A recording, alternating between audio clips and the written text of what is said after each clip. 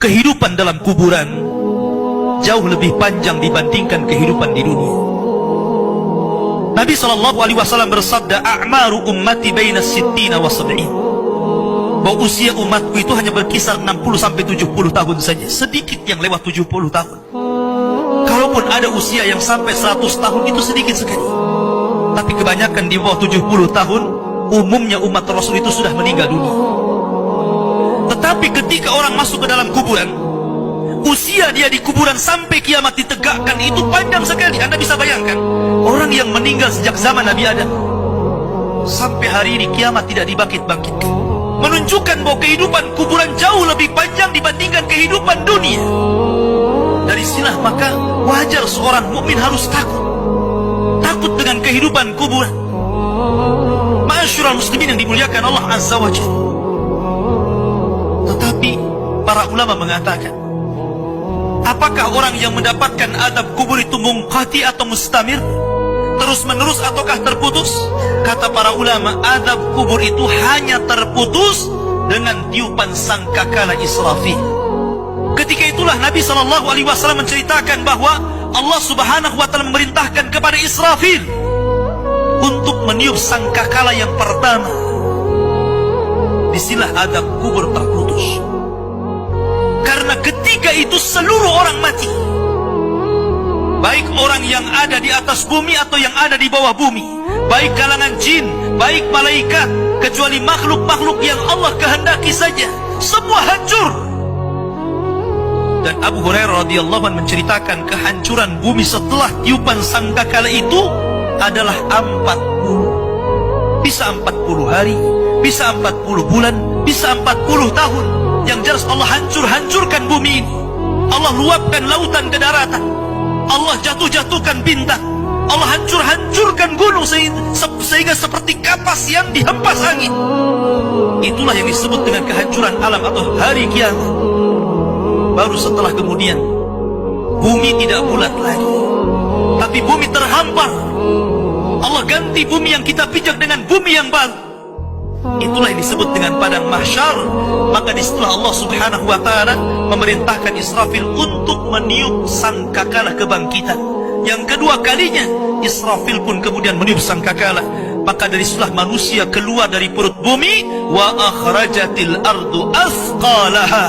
Allah keluarkan beban-beban beratnya.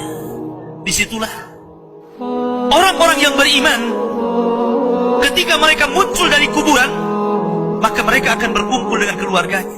Allah mengatakan, alladzina amanu wattaba'athum dzurriyyatuhum biimanin alhaqna bihim dzurriyyatuhum.